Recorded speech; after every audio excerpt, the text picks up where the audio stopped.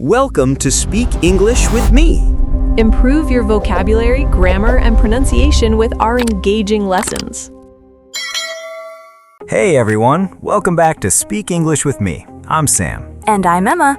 We're so glad you're here because today's expression is one that almost every English learner knows, but many learners don't use the way native speakers do. We're talking about by yourself. I used to think it simply meant alone.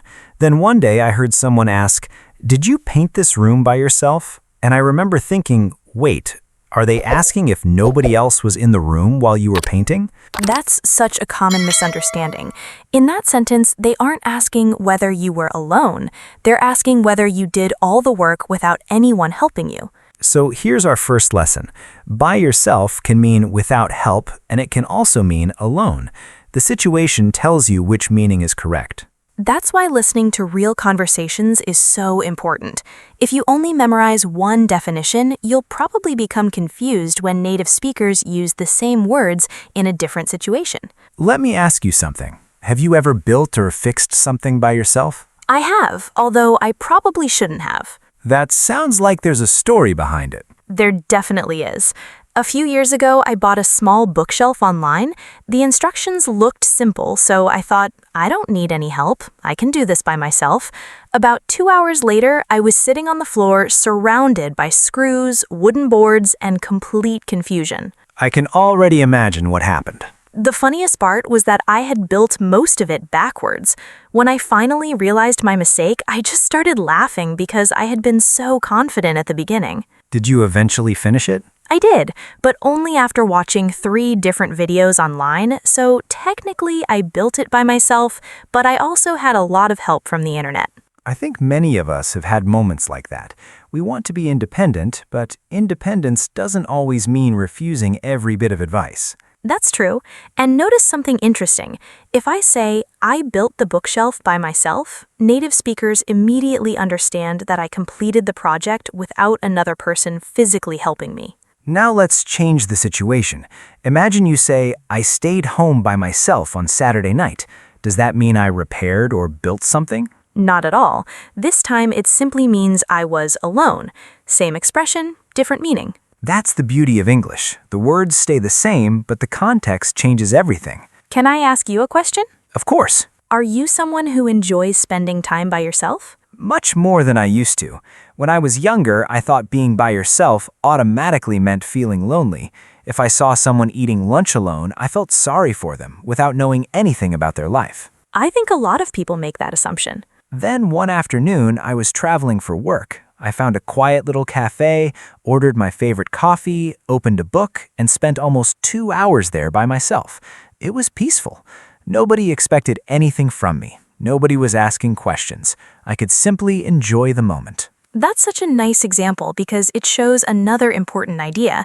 Being by yourself and being lonely are not the same thing. Right. You can be by yourself and feel relaxed. You can also be surrounded by people and still feel lonely. That's a distinction worth remembering because learners sometimes attach one emotion to an expression. They think by yourself always sounds sad, but it really doesn't. Let's try another example. Suppose I ask you, do you live by yourself? What am I asking? You're asking whether you live alone. You're not asking whether you built the house without help. And that's why context matters so much. Here's another sentence. Did you learn English by yourself? Now we're talking about learning without a teacher or without formal classes. That's a fantastic example because many of our listeners might answer yes, I'm learning by myself with podcasts, videos, books, and lots of practice. And if that's you, first of all, well done. Learning independently takes discipline. At the same time, don't feel that studying by yourself means studying without support. You can still learn from teachers, podcasts, or friends. The expression simply tells us you're taking responsibility for your own learning. That's one thing I really hope listeners notice today. Native speakers don't use by yourself in just one situation. They use it while talking about work, travel, hobbies, daily life, and learning. Once you begin noticing those patterns, the expression starts feeling much more natural. Once you begin paying attention to the context instead of translating every word, you'll notice by yourself everywhere, and it'll start sounding completely natural. You know what I've noticed? Sometimes learners understand the meaning of by yourself, but they still choose the wrong expression because they don't know which one sounds the most natural. That's true. English often gives you more than one option, and choosing between them can feel confusing at first. For example, imagine someone says, I went to the beach by myself. That sounds completely natural. But if they say, I went to the beach on my own, that's natural too. So now the question becomes, is there a difference? The good news is that the difference is usually very small. In everyday conversation, native speakers often use those expressions interchangeably. You'll hear both all the time. I probably say on my own a little more often when I'm talking about solving a problem. Really, I'm the opposite. I naturally say by myself. It's funny because I never realized that until we started preparing for today's episode. That's one reason I enjoy these conversations. We both speak English fluently, but we still notice little habits that make our speech different. And that's something our listeners shouldn't worry about. Native speakers don't all sound the same. One person might have a favorite expression, while another person chooses a different one. Both can be perfectly natural. Let me give you a situation. Imagine your manager says, "Can you finish this report by yourself?" What would you understand? I'd understand that my manager is asking whether I can complete the task without another person's help. Right. Now, suppose your manager says, "Can you work by yourself for a few hours while I'm in a meeting?" That's slightly different. This time, the focus isn't really on help, it's about whether you're comfortable working alone for a while. The words haven't changed, but the situation has. That's why context is always your best teacher. Have you ever surprised yourself by doing something completely on your own? Oh yes, a few years ago, I decided to repaint my bedroom. Everyone told me to hire someone because I'd never painted a room before. Let me guess, you ignored their advice. I did. I bought the paint, watched a few tutorials, covered the furniture, and started working. I won't pretend everything went smoothly. I managed to get paint on the floor, on one of my old t-shirts, and somehow even in my hair. Now that's impressive. I know, but when I finally finished, I stood in the middle of the room and thought, I actually did this by myself. I wasn't proud because the walls were perfect. I was proud because I'd challenged myself. I love that story because it highlights another feeling that often comes with this expression: satisfaction. People frequently say they did something by themselves because they're proud of the effort they made. That's a great point. Sometimes the expression isn't just giving information, it's quietly celebrating an achievement. Here's another example. Imagine a child puts on their shoes for the first time. Parents love that moment. They really do. You'll often hear a child say, "I did it by myself." And parents usually smile because the child isn't simply talking about shoes, they're showing independence. They're saying, look what I can do without help. I think that's one of the earliest ways many native speakers hear this expression. Me too. Children hear it from parents, teachers, grandparents, and older brothers or sisters. It's part of everyday family life. There's another mistake I've heard from learners. Sometimes they use by yourself when they really mean with yourself. Yes, and that's because some languages express the idea differently. In English, if you say, I like spending time by myself, you're saying you enjoy your own company. That's a very natural sentence. It also doesn't mean you're avoiding people. Not at all. It simply means you appreciate having quiet moments. After a busy week, a lot of people enjoy reading, walking, or listening to music by themselves because it helps them relax and recharge. I think that's becoming more common these days. Life is so busy that a little peaceful time can feel like a luxury. And perhaps that's another reason this expression appears so often in everyday English. We use it to talk about independence, personal growth, quiet moments, and even small achievements. It's a simple phrase, but it fits so many real-life situations. There's another situation where I hear learners hesitate, and it's when someone asks a question like, "Are you going by yourself?" I think some people understand every single word, but they still aren't completely sure what the speaker is asking. That's because they start translating instead of listening to the situation. Imagine your friend calls and says, "We're thinking about going to the concert on Friday. Are you going by yourself?" They aren't asking whether you're capable of traveling independently, they're simply asking whether anyone is going with you. So if I answer, "No, I'm going with my brother," That sounds perfectly natural. Exactly. Well, not that word. I almost smiled because we promised ourselves we wouldn't use it. Good catch. Let me try again. That's right. Your answer fits the question perfectly because you're talking about company, not ability. Here's another one. Suppose someone says, I don't like traveling by myself. What does that tell you? It tells me they prefer having someone with them. Maybe they enjoy sharing experiences, talking during the journey, or simply feeling more comfortable. That reminds me of my first solo trip.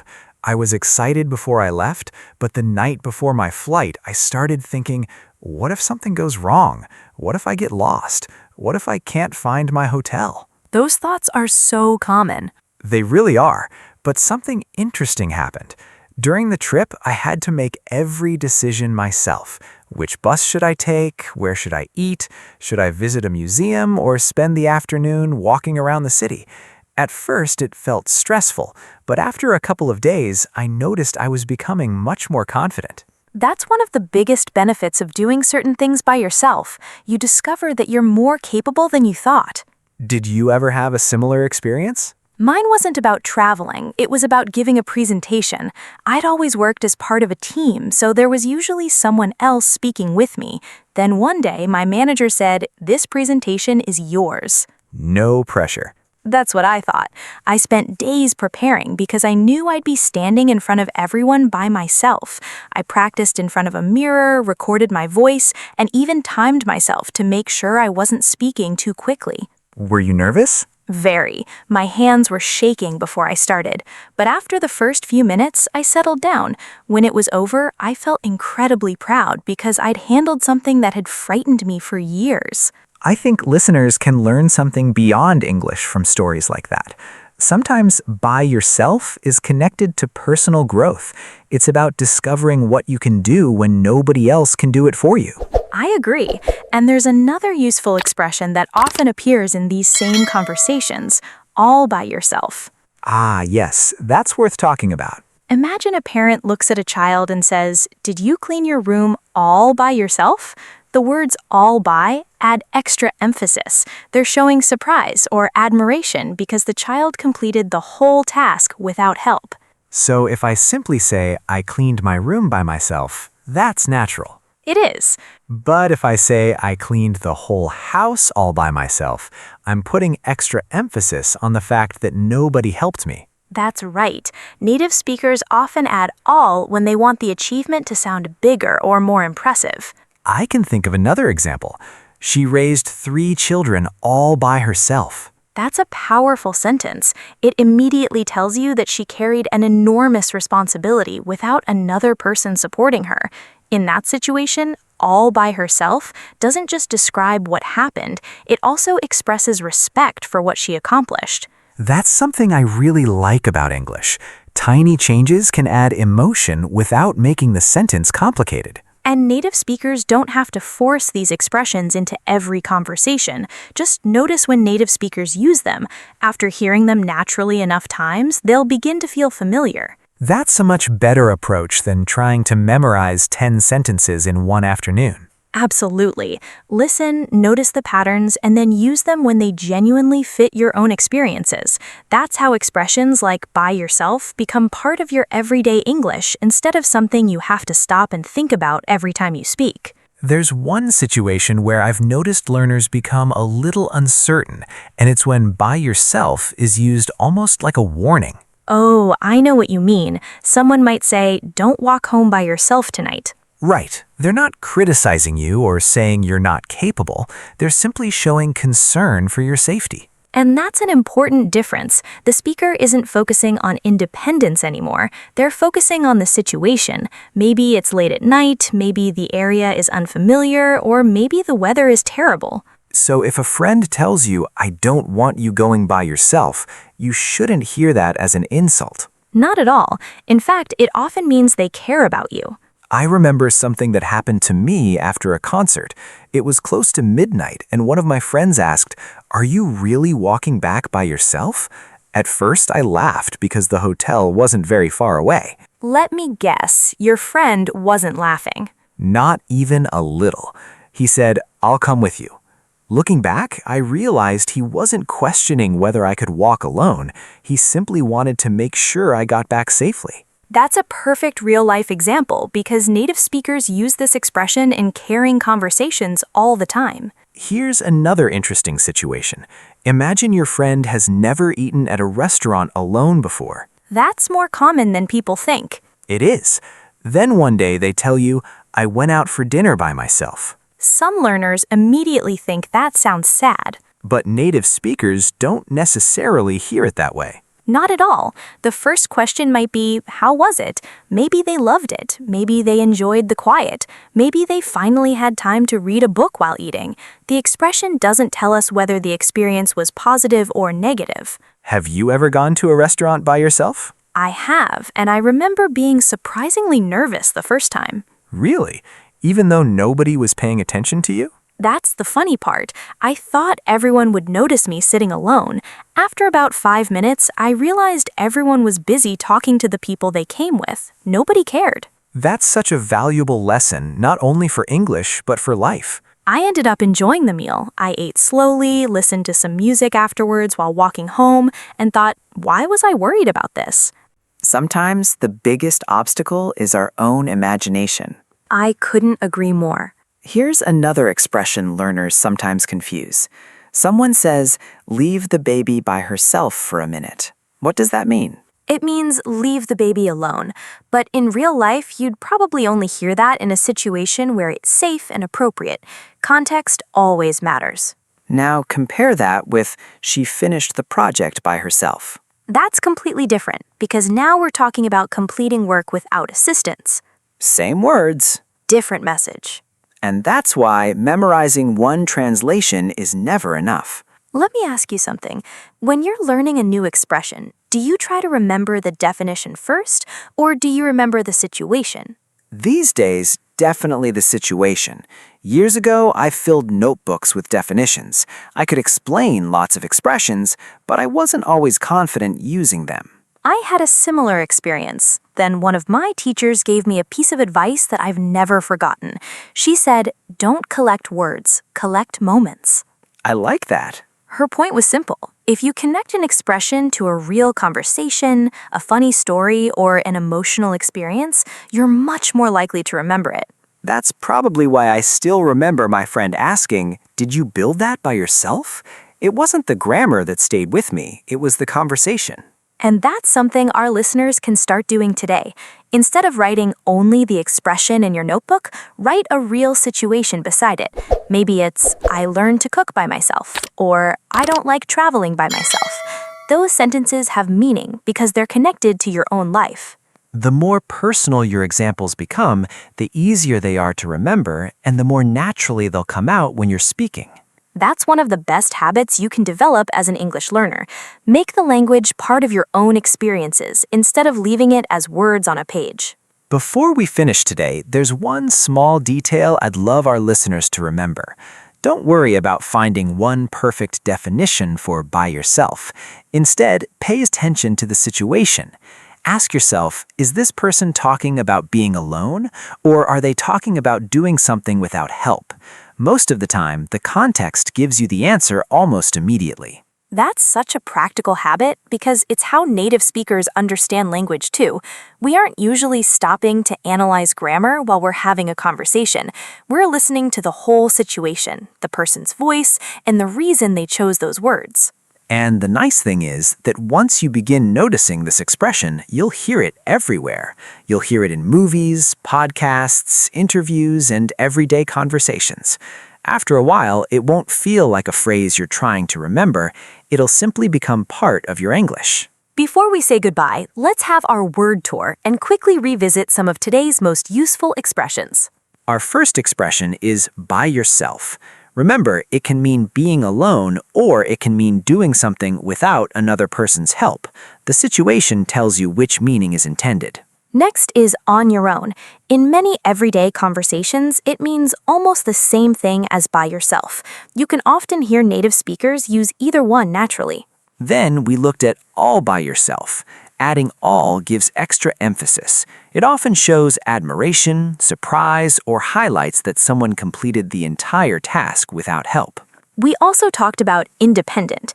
If someone is independent, they can make decisions, solve problems, and take care of themselves confidently. It's a useful adjective that often appears in conversations about personal growth. Another word we used was capable. If someone is capable, they have the ability or the skills to do something successfully. We also used the verb recharge. It doesn't only describe charging a phone or a battery. Native speakers often say they need to recharge after a busy week, meaning they need time to relax and recover their energy. Here's a collocation worth remembering: solve a problem. We naturally say, I solved the problem by myself. That's much more common than trying to create unusual combinations. Another useful collocation is gain confidence. Every time you successfully do something challenging by yourself, you often gain confidence for the next challenge. We also mentioned step out of your comfort zone. That's an expression you'll hear all the time. It means doing something that feels unfamiliar or a little uncomfortable because it helps you grow. And here's one final reminder. Don't just memorize these expressions. Create your own examples. If you're learning English by yourself, say it.